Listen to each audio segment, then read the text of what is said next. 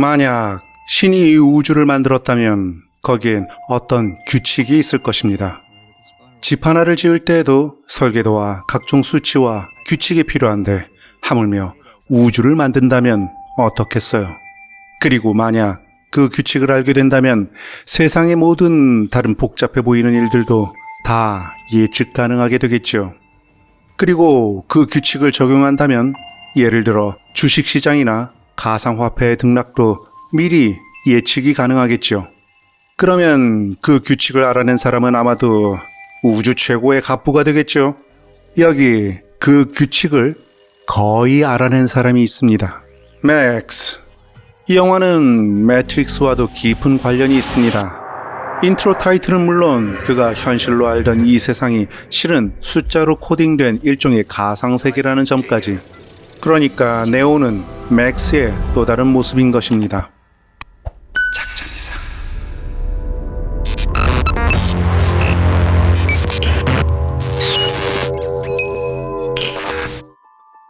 맥스. 그는 어릴 적에 태양을 보고 시력을 거의 잃을 뻔했었습니다. 어머니는 다시는 태양을 직접 보지 말라고 했죠. 고대로부터 태양은 신이었으니까요. 그는 20살에 박사학위를 딴 수학 천재이고 이 영화의 감독이 그러하듯이 유태인입니다. 그는 이렇게 생각합니다. 1. 수학은 자연의 언어다. 2. 세상 모든 것은 숫자로 표현되고 이해될 수 있다. 3. 그 숫자들로 그래프를 그리면 고유의 패턴을 볼 수 있다. 따라서 자연의 모든 곳에는 수학적 패턴이 존재한다.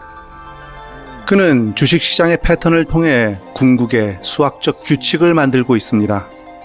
주식으로 부자가 되고 싶어서가 아닙니다. 그의 관점에서 주식시장은 세계 경제를 나타내는 숫자로 만들어진 우주이기 때문입니다. 숫자가 부여한 생명을 갖고 울부짖는 광대한 네트워크 유기체, 그것이 그가 파악한 주식시장입니다. 그런 주식시장에 자신이 만든 수학적 규칙을 대입해보고 이를 통해 주식시장의 패턴을 완벽하게 예측할 수 있다면 이 우주 삼라만상의 모든 패턴도 예측할 수 있는 궁극의 수학적 규칙을 찾아낼 수 있을 것이라고 생각하기 때문입니다. 간단히 말해 그는 세상을 창조한 신의 코딩 규칙을 알아내려는 것입니다. 이것을 지금부터 우리는 맥스 코드라고 부르겠습니다. 하지만 맥스가 그 규칙의 실마리를 잡아갈수록 죽을 듯한 군발성 두통의 강도는 점점 더 세졌고 매일매일을 약의 힘으로 버티고 있습니다. 같은 아파트의 꼬마 제나는 맥스에게 늘 암산을 시킵니다.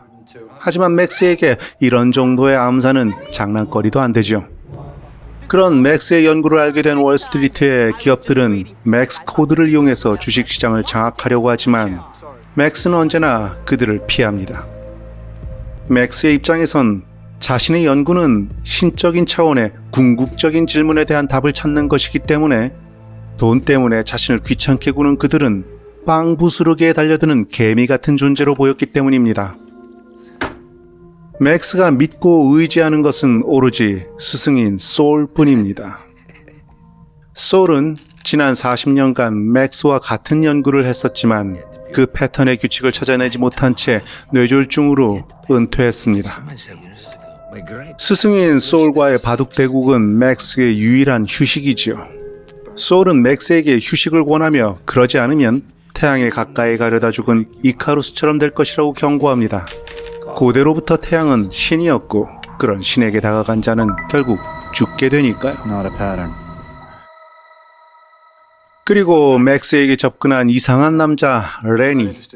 그는 유대교 신비주의 사상인 카발라를 계승하는 종파에 소속된 사람으로서 유대교 율법서인 토라에 적용된 숫자를 연구하고 있다고 합니다. 그는 말합니다. 히브리어는 숫자를 이용한 문자 체계이며 신의 코드라고. 다시 말해 신의 코딩 체계를 글자로 쓴 것이 히브리어라는 것이죠. 그래서 so what? 월가의 사람들처럼 레니도 맥스 코드가 필요해 보입니다. 그래서 번번이 그를 피하는 맥스. 그러던 어느 날 그의 컴퓨터가 에러를 일으켰을 때 컴퓨터의 CPU에서 얼쩡거리는 개미를 발견합니다. 에러의 원인은 그 개미 때문이었습니다. 그런데 그 에러로 출력된 숫자가 다음 날의 주식시장의 폭락을 예견했다는 사실을 알게 됩니다. 하지만 소울은 그것은 단순한 우연이고 에러일 뿐 일정한 패턴이나 규칙이 아니라고 필요 이상 강하게 맥스에게 말합니다. 소울은 맥스가 선을 넘지 않길 바라는 것입니다. 한편 집요하게 맥스에게 접근한 월가의 기업은 맥스에게 아직 공개되지 않은 엄청난 성능의 CPU를 주겠다고 꼬드깁니다. 그것이 있으면 맥스의 연구에 큰 도움이 되죠. 결국 맥스는 그 칩을 자신의 컴퓨터에 이식합니다.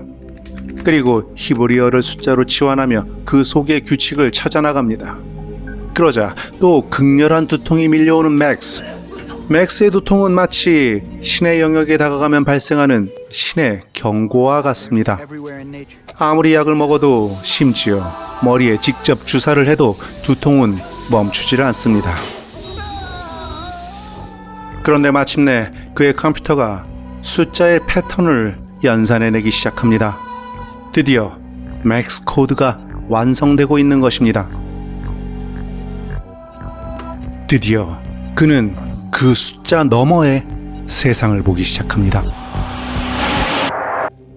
그리고 맥스는 기절합니다. 깨어난 그 앞에 또다시 나타난 개미. 늘 그렇듯이 개미를 죽이려던 그는 이번엔 멈춥니다. 자신의 CPU에 다가와 얼쩡거리는 개미는 신의 CPU에 다가가 얼쩡거리는 자신이라는 것을 깨달았기 때문입니다.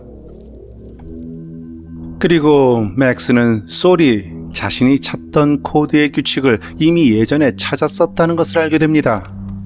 하지만 소울은 더 이상 앞으로 나가기를 포기했었습니다. 두려웠죠. 거기서 더 나가면 죽음이라는 것을 직감했기 때문이었습니다. 한편 맥스가 무언가를 발견했다는 것을 알아차린 월가의 기업은 맥스를 뒤쫓고 찾아낸 코드를 내놓으라고 협박합니다.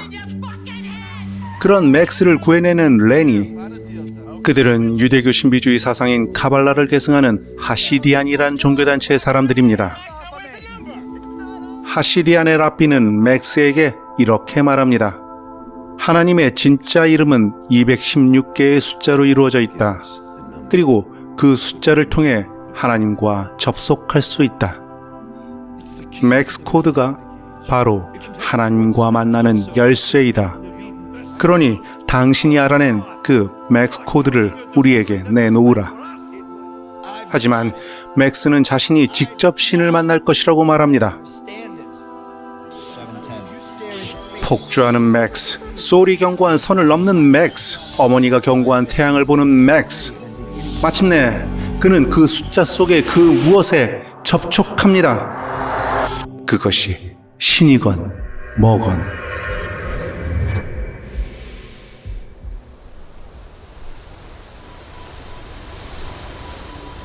평화롭게 벤치에 앉아있는 맥스.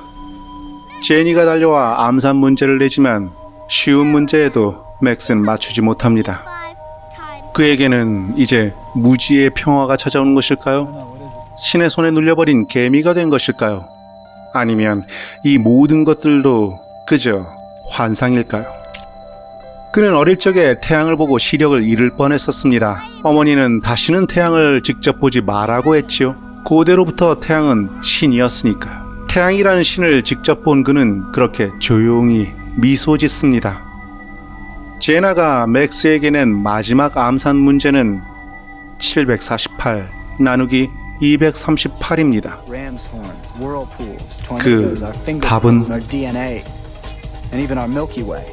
8.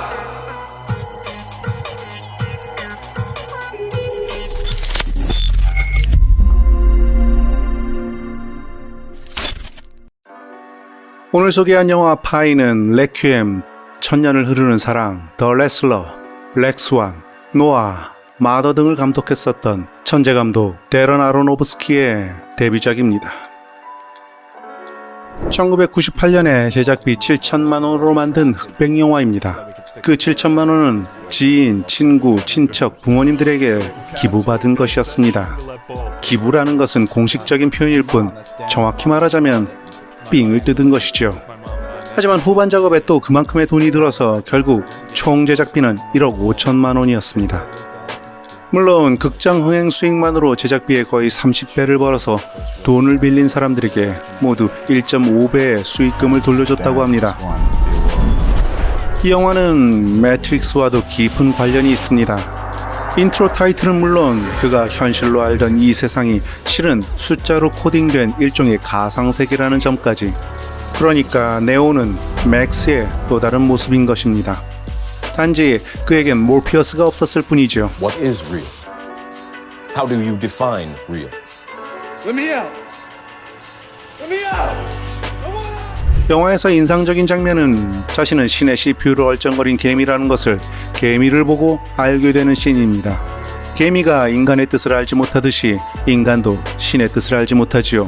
우리가 예상할 수 있는 정도의 지능을 가진 것이 신이라면 그게 무슨 신이겠습니까? 그리고 또 인상적인 장면은 솔과 맥스의 바둑 대국 씬입니다. 흑과 백으로 만들어지는 바둑판은 0과 1의 숫자로 만들어지는 우주를 상징한다고 영화에서는 말합니다. 이 작품은 저의 원래 스타일대로 리뷰를 한다면 1시간 정도의 리뷰가 되었을 것입니다. 영화 속에 나오는 카발라, 토라, 세피로트의 나무, 즉 생명나무 등등의 신비주의 용어와 그것이 사용된 에반겔리온을 위시한 다른 영화들의 이해, 그리고 하나님의 진짜 이름은 216개의 숫자로 되어 있다는 랍비의 말에서 YHWH로 기록되는 하나님을 아도나이 엘로힘, 야훼, 여호와 등으로 부르지만 그것들은 모두 가명일 뿐 원래 이름은 바로 랍비가 말한 216개의 숫자이며 이것은 6 곱하기 6 곱하기 6의 216이고 즉 666으로 구성되어 있는 이유. 또한 하시디안에서 맥스와 레니가 손에 가죽을 감는 것은 뱀을 상징하는 것인데 그것은 왜 같은 감독의 노아에서도 중요하게 나오는 것인지. 그 외에도 이 영화에서 반복적으로 나오는 점프컷은 제가 사랑하는 명작 올댓 재즈에서 영향을 받은 것이며 이런 점프컷의 종류에는 어떤 것이 있는지 TMI로 말할 게 뻔하니까요. 그런데 그런 걸 말하면 그 순간 시청이 중단되고 쓸데없는 이야기가 많다는 지적을 받게 됩니다. It's showtime, folks! 앞으로는 이렇게 10분 남짓의 리뷰만 하겠습니다. 어쩌다가 몇 달에 한 번 인생 영화만 한풀이를 하도록 하지요. 맥스가 알아낸 216개의 숫자는 이것입니다. 이걸 계속 보시면 신과 접촉할지도 모르지요. 신과 접촉하신 분은 연락 주시기 바랍니다.